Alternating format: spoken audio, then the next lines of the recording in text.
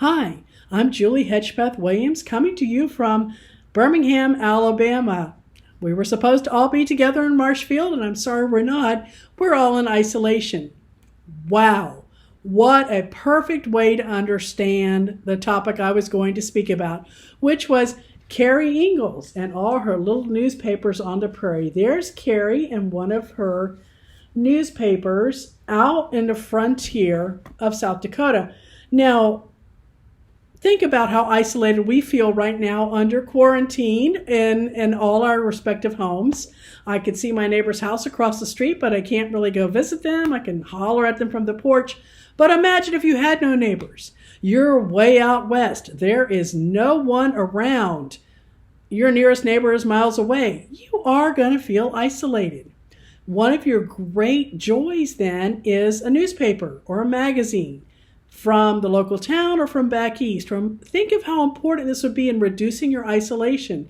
You would keep up with news from back east, from around the world. You would find out if a local person was having a dance or a local church was having a special sermon, and you could go to those things. There were local advertisers that, you know what they had in their store. A newspaper was a sign of civilization. And these small western towns craved a newspaper. They would actually fight each other for a printer. A printer came to the vague area, and they would find out, and they would try to hire them away because every printer had a press that they could take apart with a screwdriver, put it on the back of a wagon, and go to the next town. And so printers were being hired away from each town, right and left, and these people were very much roving and itinerant as towns vied for the right to have a newspaper, to reduce that isolation, to reduce that lonely feeling. And Carrie was in that movement. Now let's recap who Carrie Ingalls was. If you're a fan of the Little House books by Laura Ingalls Wilder or the TV show Little House on the Prairie, you're familiar with the Ingalls girls. Mary, Laura, Carrie, and Grace. Laura is the one who wrote all the wonderful books and who's the star of the series, but her immediately next younger sister was Carrie. In the Little House books, we leave those books with the thought that Carrie was spindly and sickly after the long winter, and Laura was really, really worried about her. And we kind of get the idea that Carrie was somebody of concern, that Laura didn't think Carrie would thrive. But in reality, Carrie turned out to be the maverick of the four Ingalls girls. Now, Mary, the older sister who was blind, was in the school for the blind in Iowa, so she was having quite an interesting life for what her circumstances dictated. Laura was being bowed home by a handsome and heroic homesteader that we all had a crush on, right? Almanzo Wilder. And then Grace had the same thing happen to her. While she was in school, she met Nathan Dow, and he would bow her home as well. And so she also married young, as Laura did, to another homesteader. Carrie did not have that experience. Carrie graduated from school without a beau, without any love interest. Carrie was a single woman, and she had to get a job. That does present some issues for single women in the late 1800s. It's not an easy proposition. Now, Ma Ingalls had been a teacher. Laura had been a teacher. Carrie also taught. Any girl who went through school was pretty much eligible to go through the process of becoming a teacher. And she did do that and taught briefly. Apparently it wasn't what she liked, however. She had some other jobs before she finally fell into a job as a newspaper worker in De Smet, the town they lived in. And she set a lot of type. She was mainly a printer. She set ads. She was particularly gifted at setting ads. And she, along with the other members of their staff, she was the only woman, did a lot to boost the town of De Smet. That is one of the great goals of the Frontier Press movement, which happened all across the West. It was to boost your town, because men could go out west and try to make their fortune by panning for gold, by setting up a homestead. But if you want that civilization to become permanent, if you want to turn that mining camp into an actual town, what do you need? You need women. You need children. You have to have a real family life in order for these towns to become viable. And that was one of the major goals of the Frontier Press, was to express how delightful and how pleasant these towns were, and how you could make your fortune there, and how land was still available, and you could come out and become a citizen of De Smet or any other town. Please come on out, people. And these newspapers were designed to boost and wave the flag for their towns. Well, Carrie worked in the De Smet newspaper, and after a while she decided that maybe her future was in land. So she decided to become a homesteader. Now, we all remember that, we probably learned this in school or in the Laura Ingalls Wilder books, that a homesteader could file a claim on a land and live there for a number of years, and at the end of said years, he owned the land outright if he had farmed it those years. By the time Carrie decided to do this, there had been a shift in how this was done. Carrie was able to locate a homestead that was up for sale, purchase it, and then after only living on it for 8 months, she was able to purchase the home. Now, there were also 6 months or so of paperwork and setup and such, but nevertheless, she only had to live there 8 months. And then she went back home to De Smet. Again, an unmarried woman. What is she going to do with her life to earn her living? And she decides newspapers are really what she liked best. So she got a job with the Arlington Sun in Arlington, South Dakota, not far away. And they really liked her there. Now, she was the print shop foreman. She did a lot of promotional work for the town of Arlington. She set type for ads. And she was really a booster of Arlington because that was part of her job. And I remember her editor made a lot of humor about her not selling her land. Her homestead was in a town called Top Bar, and he thought she should sell it. She thought she wanted to let her money double. She was going to sell it when it became more valuable. He kind of made fun of her. But he was genuinely sad when she decided to leave. She was going to go on to other newspaper work. Now, you may be thinking, what? Was Carrie unusual that she was working in newspapers as a woman? She was the only woman on the staff of her De Smet newspaper. And in fact, her job in Arlington, she was the foreman and she was replaced by a man. So she seemed to be doing a man's job, and she was. But she wasn't that unusual. One thing that women were able to do out west was go into what was considered men's work back east in many, many fields. Not all of them, of course. But, as I suggested earlier, if you are trying to make a town viable, you're trying to get a newspaper. And in order to get a newspaper, you are going to hire whoever's qualified, and a lot of women were qualified. Well, why is that? Women got a lot of privileges out west. Women were able to vote out west before they were in the east. Why? Because they want women to stay. Women could have a lot of, jobs that they couldn't have back east. It was a big freedom for women. A lot of more freeing than living in the east. So a lot of women worked in the press. So anyway, by the time Carrie left the Arlington newspaper, she had made the acquaintance of, or would soon make the acquaintance of, a man named E.L. Senn. That's Edward L. Senn, S-E-N-N, although the name Senn was not missed by many who made fun of it as S-I-N. Anyway, E.L. Senn was a big character in that era. He was known as the Final Proof King. What did that mean? Well, when you filed a claim on a homestead, you had to publish a final proof notice saying, I'm filing a claim. You had to run this in the newspaper, the local paper, 5 times at a very pretty penny. And then after the certain number of years, or you met all the requirements, after that had passed, you had to run the thing again saying, I am now about to take claim to this land. If you think I have not met the requirements, speak now or forever hold your peace. And if nobody protested, then you were given the land for free. Now, it had not been easy. You had to farm it all that time, and it was not easy farming from scratch. But those were final proof notices. And these were very big revenue generators for these small towns. Because think about it. People are moving into unsettled areas. They're filing proofs. Nobody knows if this area is going to become a town or not. A lot of people are hoping for it. They're bringing in a newspaper printer to make a newspaper to try to boost the area and to try to give people some sense of connection to the outside world. But sometimes at the end of the period of farming the claims and then filing the final proofs, the town just didn't take. The railroad passed it by. Something happened. So suddenly, the only income that was keeping that newspaper afloat were these final proof notices, and they're over with.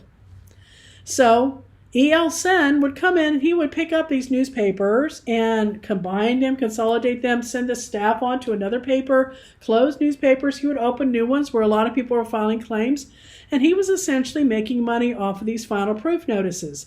Now, notice in a town that became viable, there would by then be a lot of businesses, and people would do their trading there, and people would support the newspaper with advertising as it was done in DeSmet and Arlington, but not in these tiny towns like Top Bar and Pedro and Roseland, the places where Carrie worked. So E.L. Sen loved to hire women in his jobs. Why? Well, think about it. A woman who's a homesteader has got to have a lot of determination. You're entering the man's world of land ownership. You got to prove something. You know how it is, ladies. Whenever we're asked to do a man's job, we're going to prove it, right? And so these women homesteaders who had bought land or had claimed land, I guess, not maybe outright yet bought it, but anyway, they had to farm it for a certain length of time, and mostly they had to hire a man to do it, so they needed a job. And they would stick to that job so they could get that claim and let everybody know that they were successful landowners. They could do it. And E.L. Sen picked up on this right away. He hired many women as editors, plus women were often very well educated and had a lot of good sense and were able to run newspapers. And Carrie was one of them. And so he would put her in a little bitty paper in the town of Pedro, which only had 16 residents, and she was one of them. You know that can't have been very pleasant. But when the final proof notices finally ran out, he moved her on to Roseland, where she started a newspaper and ran it for some time until he sent her on to another newspaper. And this was kind of the pattern of all frontier press people. They were sent from town to town to town in order, in this case, to take advantage of the final proof notices and to boost these towns and attempt to make them, viable. But it turned out it was obvious that E.L. Sen admired Carrie's work. She was unflappable. She could go to a failing town, do what was necessary to combine with another newspaper or shut a newspaper down, then move on without any qualms to the next town. She was, if she had been incompetent, E.L. Sen would not have done this, but he moved her from town to town to town where she did her job, bringing isolated people together, letting them know what they had coming for them, what was going on back in the east. Everything she put in there was to their use. And eventually he sent her to the town of Keystone, South Dakota. Keystone today is known for Mount Rushmore. That was carved sometime after she arrived there. But nevertheless, it was a little mining town, which was kind of a boom town compared to her previous assignments. It was, had a lot of mining claims, and there were a lot of mining claims that were similar to the homestead claims, the final proof notices. Miners had to come in and file claims as well and pay for it. And one of the miners who came in frequently was a man named David Swansea. He was a well-known man in the area. He had all kinds of mines, 31 of them. I think he was that number may be wrong, but he was, very well known. He would have inevitably been into the Keystone newspaper to file his mining claims, and of course would have run into Carrie. Well, he did.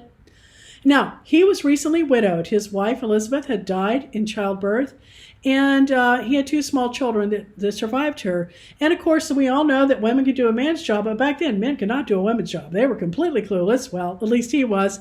And I like to think this was a bit of flirtation on his part, but his little boy became ill. So he went to the newspaper office to Carrie, who was a single girl and probably kind of cute, and he said, "Can you help me with my son? He's sick. I need a woman's hand here." So Carrie agreed to help, and she went to his house and helped nurse the boy until the boy was back on his feet. And that was kind of cute. I think it was flirtatious on my, in my way of thinking. But anyway, before long, E.L. Sen decided to send Carrie on to the next town, Hill City, which was not far away. And I believe I'm right on the town. Anyway, sent her to the next town. She left, but to her delight, who should show up at that newspaper office also but David Swansea, apparently interested in pursuing a romance, didn't want her to get away. And so ultimately Carrie married David Swansea a few days before her 42nd birthday. And she gave up her newspaper job at that time, becoming the second Mrs. Swansea and raising his 2 children.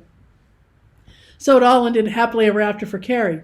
Now, one of the interesting things about Carrie's career that I absolutely love is that Carrie's career vindicates E.L. Sen's career. E.L. Sen, as I mentioned, his name was often made fun of. E.L. Sen was often decried as the owner of a syndicate, S-I-N-dicate, and that he was just only in it for the money. He had no interest in these small towns. A lot of historians have played him as a real opportunist and not very nice and, just awful. But I can say for sure that Carrie's career vindicates E.L. Sen's. Carrie's newspapers, both in the big towns of Arlington and DeSmet and in the tiny towns of Pedro and Roseland and Keystone, were all similar in their boosting of the town and their attempt to keep these isolated people connected to each other and to the world, just like we like to be connected right now in this pandemic.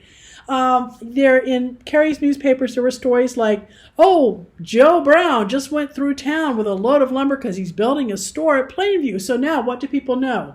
Hey, this town has a store. Hey, I can go shopping with Joe Brown. Hey, this place is getting built up. She had stories like, oh, the Congregational Church will have a special speaker on Sunday about Abraham Lincoln. Everybody turn out. So now readers know, hey, there's a church. Hey, Abraham Lincoln. We're into these holidays. We're part of the world. The interior of the E.L. Sen newspapers all had international and national news that were preprints sent in so that everybody had the same news. You were very much connected that way.